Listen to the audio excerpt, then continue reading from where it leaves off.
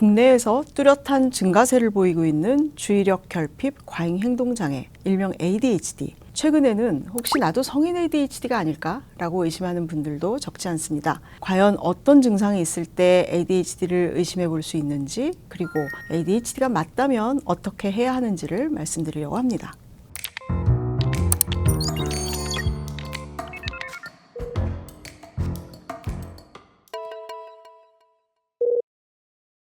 최근에 성인 ADHD에 대한 관심이 정말 많이 늘어난 것 같습니다. 실제로 성인 ADHD로 진료를 받으시는 분들도 크게 늘어났는데요. 국민건강보험공단 자료에 따르면 성인 ADHD로 진료받으시는 분들이 2024년 기준 약 12만 명으로 2020년에 약 2만 5천 명이었던 것에 비해서 4.85배 증가했다고 합니다. 그만큼 유튜브나 인스타그램 같은 각종 SNS에 성인 ADHD와 관련된 다양한 정보가 정말 많습니다. 집중력이 부족하다든가 남의 말을 듣다가 딴 생각을 하는 거, 좋아하는 것에만 과몰입하는 거, 운전을 충동적으로 하고 또 자주 사고를 내는 것, 약속 시간에 자주 늦는 것, 그리고 감정 기복이 심한 것, 정리정돈을 잘못하는 것 등의 증상이 있다면 성인 ADHD다라고 말하는 콘텐츠들이 있습니다. 거기에 반드시 그럼 나도 성인 ADHD인 것 같다라는 댓글이 달리는 것을 많이 보셨을 것 같습니다. 물론 ADHD에 대한 관심이 생기는 것은 좋은 일입니다. 과거에는 잘 몰랐던 병이 잘 알려지면서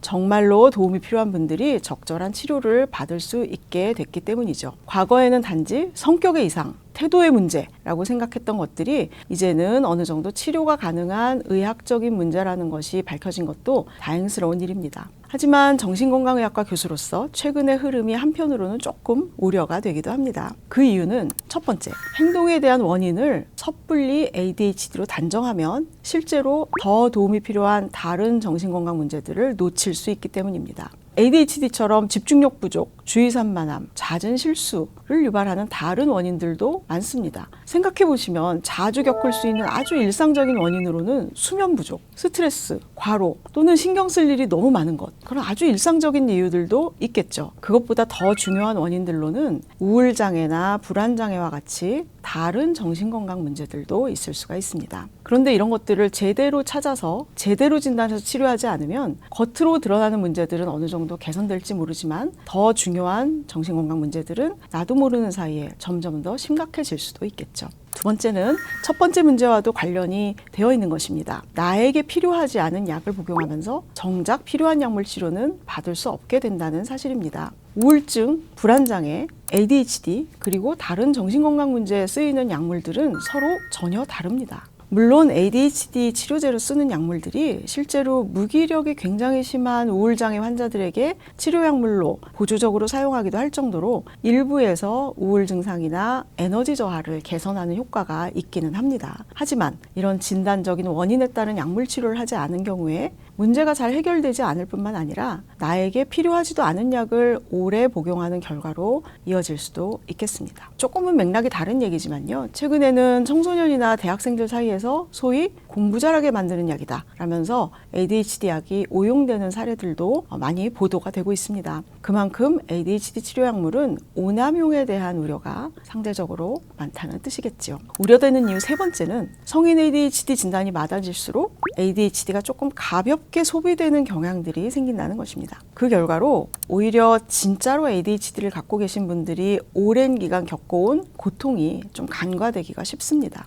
더구나 어느 정도는 개인의 노력, 습관 형성, 그리고 주변 사람들의 평가에 귀를 기울여서 태도를 좀 스스로 개설해야 되는 행동들까지 있을 텐데요. 그 모든 것이 나는 ADHD라서 그러니까 주변 사람들이 나를 모두 이해해줘야 된다라고 생각하게 되면 더 발전할 수 있는 기회를 놓치게 되는 것이겠죠. 그래서 성인 ADHD는 아동의 ADHD만큼이나 신중하게 그리고 제대로 진단해야 되는 질환입니다. 이러한 우려들이 제가 현 시점에서 더욱 ADHD에 대한 정보를 제대로 알려드려야 되겠다고 생각하게 된 이유입니다.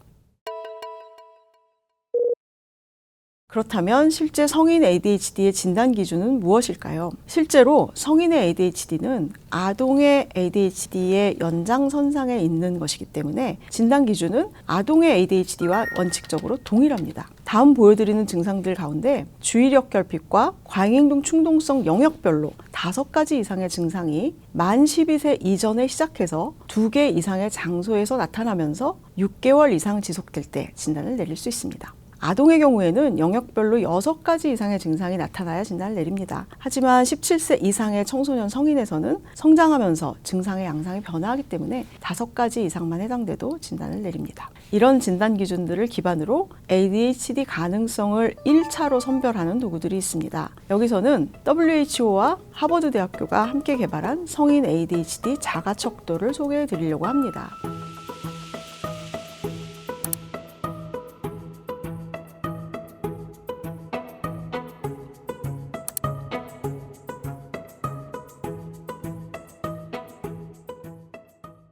이 척도의 파트 A에서 4가지 이상이 해당되면 추가적인 평가가 필요하다는 의미입니다. 그런데 주의하셔야 될 것은 4가지 이상에 해당된다고 해서 그것이 곧 ADHD의 확진으로 이어지는 것은 절대로 아니라는 것입니다. 반드시 정신건강의학과 전문의가 환자를 직접 면밀히 관찰한 다음에야 진단이 가능합니다. 이 과정에서 필요하다면 보호자나 가까운 사람들의 보조 진술들을 참고하기도 하고요. 어린 시절의 모습을 파악할 수 있는 기록들을 가져오시도록 하기도 하고 각종 검사들을 통해서 전두엽의 실행 기능을 확인하기도 합니다. 가장 중요한 것은 혹시 앞서 말씀드린 다른 정신건강 문제 때문에 발생하는 증상은 아닌지를 확인하는 것입니다. 이것을 감별 진단이라고 합니다. 이렇듯이 성인 ADHD는 생각보다 훨씬 많은 요소들을 함께 고려해서 진단을 내려야 하므로 자가 진단만으로 확신을 갖는 것은 옳지 않습니다. 여기서 특히 제가 강조하고 싶은 것은 3가지입니다.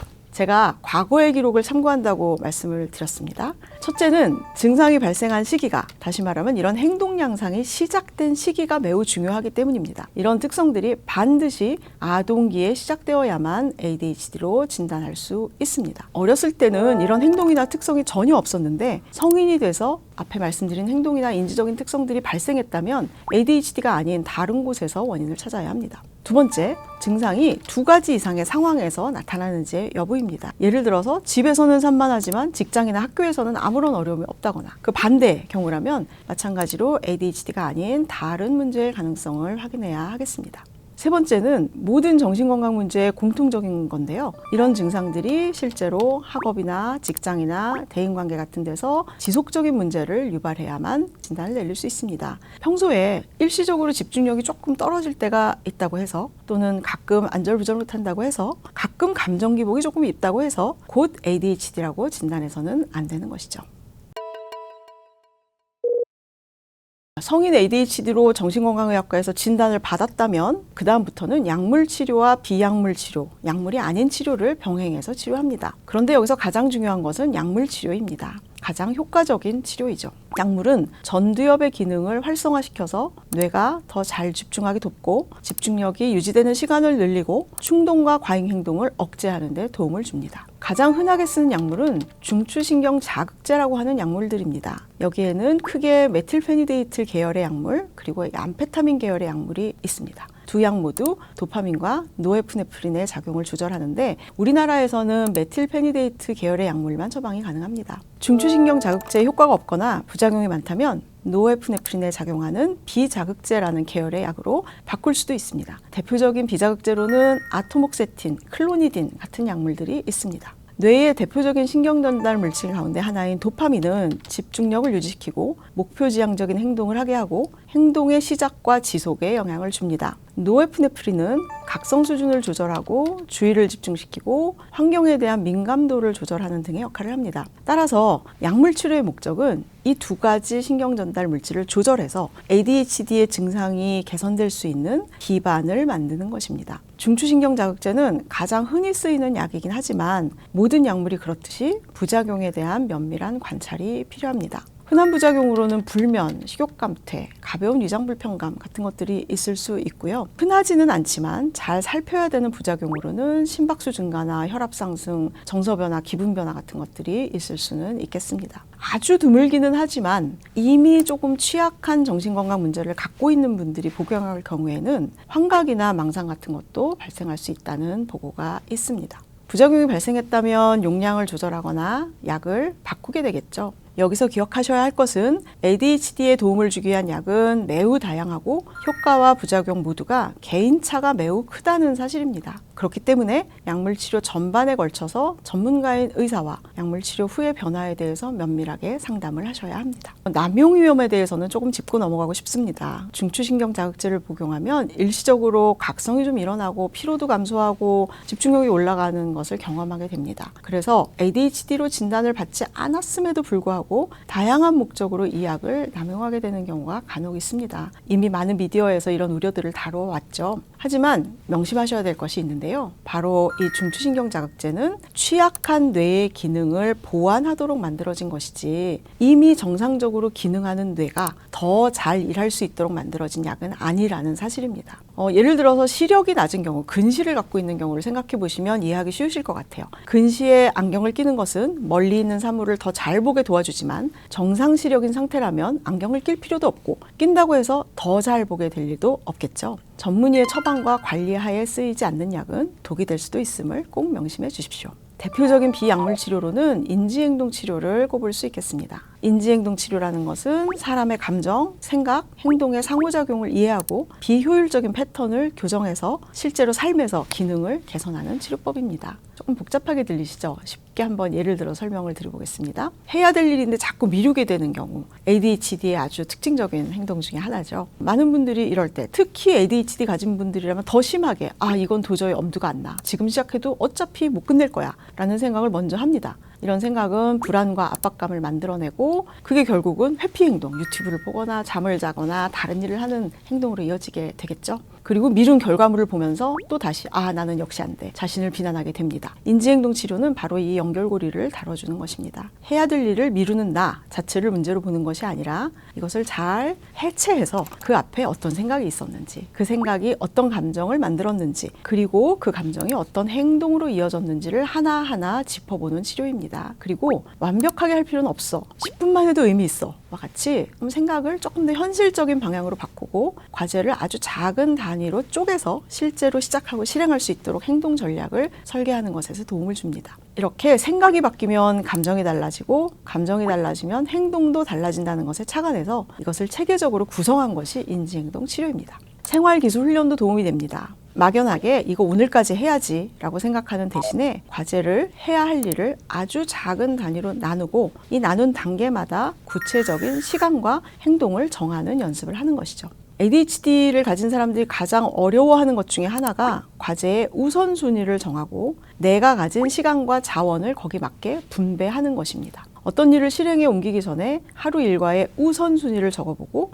거기 걸리는 시간을 계산하는 훈련을 하는 것도 도움이 될 수 있습니다. 그리고 리마인더라든지 체크리스트, 알람같이 눈에 보이고 귀에 들리는 어떤 신호들을 활용해서 일을 더 잘 처리할 수 있도록 환경을 바꾸는 방법을 훈련하는 것도 좋은 방법입니다. 요즘에 많이 쓰실 수 있는 플래너, 생활관리 앱 같은 것들을 보조적으로 사용하면 이런 과정을 좀 더 효율적으로 해나가는 것을 도울 수 있겠습니다. 저희 분당서울대학교병원 정신건강의학과의 소아정신의학 클리닉에서 의사들과 임상심리사가 함께 만든 성인의 실행기능 향상 훈련 프로그램이 있습니다. 명칭은 이페이브라고 합니다. 원래는 지적장애가 없는 성인기 자폐성 장애인을 위해서 만든 프로그램이지만 전두엽 관리기능 훈련을 돕기 위한 내용이 주가 되어 있기 때문에 성인 ADHD로 진단받으신 분들도 참고해서 따라해보시면 많은 도움이 될 것 같습니다. 모든 병이 그렇듯이 성인 ADHD 또한 정확한 진단과 치료가 꼭 필요한 문제입니다. 성인기 ADHD가 의심된다면 혼자 고민하거나 스스로 진단하고 스스로 해결하려고 하지 마시고 반드시 믿을 수 있는 정신건강의학과 전문의를 찾아서 상담을 받으시기 바랍니다. 그것이 나를 지속적으로 괴롭히는 불편한 증상들을 관리할 수 있는 가장 효율적이고 안전한 방법입니다.